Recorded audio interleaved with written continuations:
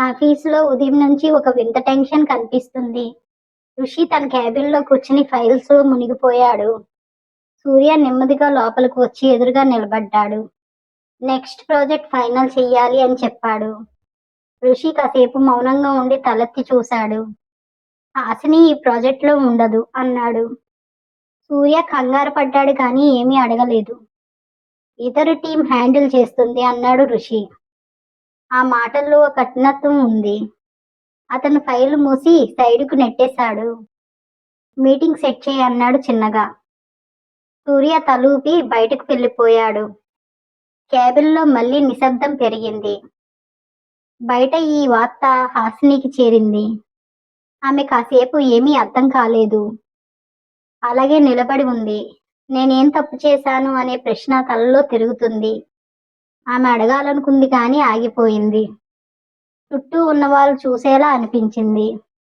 ఆమె నెమ్మదిగా తన సీటు దగ్గరికి వెళ్ళి ఫైలు తెరిచింది కానీ అక్షరాలు కనిపించట్లేదు. కళ్ళల్లో నీళ్లు నిండాయి. ఆమె వెంటనే తన తల వంచుకుంది. ప్రొఫెషనల్ గా ఉండాలి అని తనలో తానే కంట్రోల్ చేసుకుంది. అయినా తన హృదయం మాత్రం వినలేదు. ఋషి ఎందుకో ఇలా చేస్తాడో అర్థం కాలేదు. ఆమె మౌనంగా పనిచేస్తున్నట్లు నటించింది. ఋషి మాత్రం ఆఫీస్ మొత్తం బిజీగా మార్చేశాడు. మీటింగ్స్, కాల్స్, డిస్కషన్ ఆగకుండా తనలో తానే పనిలో ముంచేసుకున్నాడు. ఎవరూ దగ్గరికి రాకుండా చూసుకున్నాడు. కానీ ప్రతిసారి హాసిని పేరు వినిపించటం అతనికి లోపల ఖాళీగా అనిపించింది.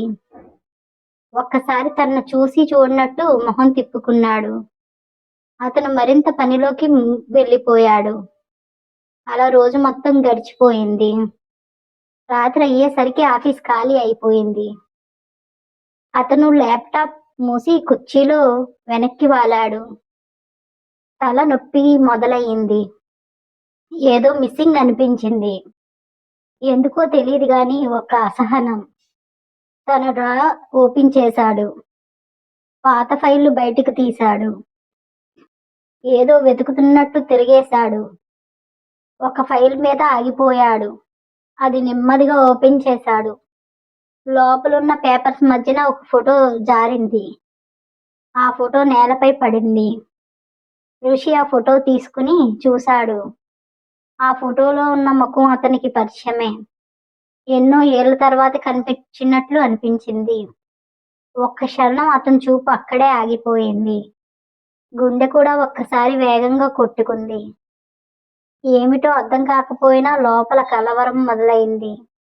ఒకవైపు మధురమైన గుర్తు తాకింది. మరోవైపు గుండెకి నొప్పిగా అనిపించింది. ఎందుకు ఇలా ఫీల్ అవుతున్నాను అని తనలో తానే అనుకున్నాడు. శరీరం ఒక్కసారిగా బలహీనంగా అనిపించింది.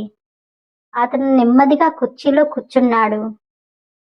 అదే ఫోటోలో చేతులలో పట్టుకుని ఋషి కాసేపు నిశ్శబ్దంగా కూర్చున్నాడు. గది మొత్తం నిశ్శబ్దంగా ఉంది. ఎన్నో రోజులు మర్చిపోయిన భావాలు మళ్ళీ మేల్కొన్నట్లు అనిపించింది. ఆమె నవ్వు అతని గుండెను గట్టిగా తాకింది. ఎందుకో తెలియదు గాని దూరంగా వెళ్ళిపోయాడు. అతని వేళ్ళు ఆ ఫోటో మీద ఆగిపోయాయి. గతం తలుపు కొంచెం తెరుచుకున్నట్లు అనిపించింది. అతను తల వంచి కాసేపు కూర్చున్నాడు. శ్వాసను కంట్రోల్ చేసుకోవటానికి ప్రయత్నించాడు. ఋషి కాసేపటి తర్వాత ఫోటోను టేబుల్ మీద పెట్టి తన చేతులను బిగించి కళ్ళు మూసుకున్నాడు. ఏదో తన కంట్రోల్లో లేనట్టు ఫీల్ అయ్యాడు. అతను ఒక్కసారి లేచి నిలబడ్డాడు. చుట్టూ ఒకసారి చూశాడు. ఫాకస్ అని తనలో తానే గట్టిగా అనుకున్నాడు. ఈ ఫీలింగ్స్ ని దూరం పెట్టాలని నిర్ణయించుకున్నాడు. మళ్ళీ పని మీద కాన్సంట్రేట్ అవ్వాలనుకున్నాడు. కానీ మనసు మాత్రం అక్కడే ఆగిపోయింది. ఫోటో వైపు మళ్ళీ చూపు వెళ్ళింది. అతను వెంటనే తల తిప్పుకున్నాడు. అతనికి తన పైన అసహనం వచ్చింది. ఫ్రెండ్స్, మీకు ఏ స్టోరీ కావాలో కొంచెం చెప్పండి. టీచర్ లవ్ కావాలా లేదంటే ఈ ప్రేమ యుద్ధం కావాలా?